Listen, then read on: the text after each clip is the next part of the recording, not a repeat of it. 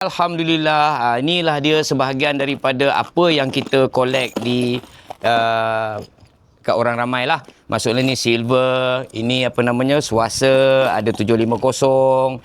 Ni emas berbagai-bagai lah. Ada coin, ada bangle, ada ini rantai lama ni. Ini suasa silver.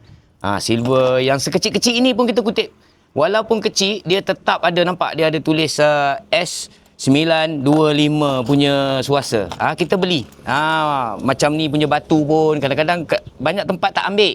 Tapi kami ambil.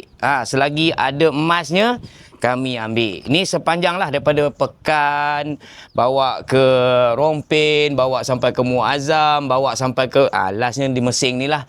Jadi kepada anda yang berada di sekitar Mesing, Rompin, Muazzam, Pekan, mana-mana yang kawasan sini agak susah untuk cari tempat yang bayar tinggi, dah tentulah cari kami. Kudani Jewels. Kudani Jewels adalah merupakan pembeli emas dan juga surat pajak nombor 1 di Malaysia. Urusannya depan-depan. Jadi sekitar sini, kalau kata nak kami datang ke tempat anda pun tak ada masalah. Call saja nombor tertera di video ini sampai berdepan-depan kita punya urusan.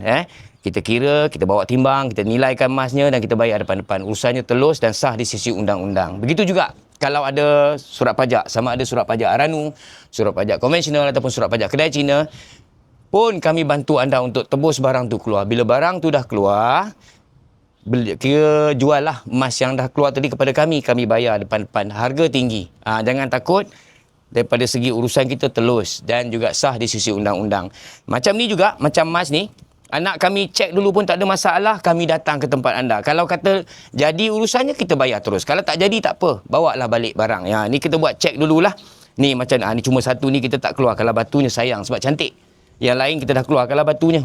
Sebab kita ambil dia punya emas saja. Kita nilaikan barang-barang ni semua bukan daripada segi bentuk, bukan daripada segi design. Kita nilaikan daripada segi mutu emas.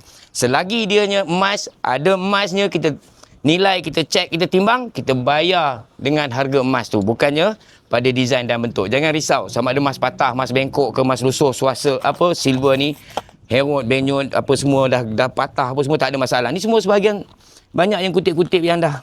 Ni macam ni contoh. Mana tadi ada satu tu. Ni sebahagian ni. Ni subang ni ada sebelah je. Tapi silver kami beli walaupun sebelah. Okey. Jadi jangan tangguh lagi. Kita tukar emas dan juga surat pajak silver semua kepada tunai dengan segera. Sebab kami ada tunai, anda ada barangnya. Jadi sama-sama kita bantu dekat situ. Like, share, follow lah. Kudani Jual punya social media, senang. Bila saat kecemasan nak tukar semua benda ni, emas, silver, suasa, gold bar semua kepada tunai. Okey, jaga diri, berhiasi peribadi. Assalamualaikum.